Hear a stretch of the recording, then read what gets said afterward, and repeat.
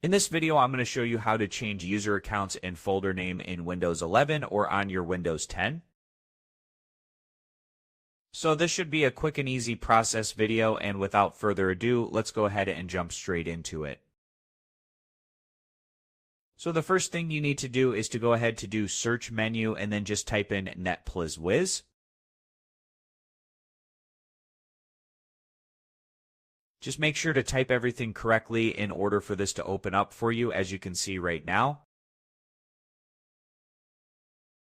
After that, just click on Open, which is the first option, as you can see. And then this window will open up for you. In order to change the username, just click on Properties on the user you want, and then change the username from here. For example, just type in anything you want, then click on Apply, and then click on OK.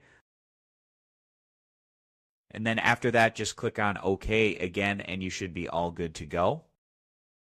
So this was how to change user accounts and folder name in Windows 11. As always, thank you for watching.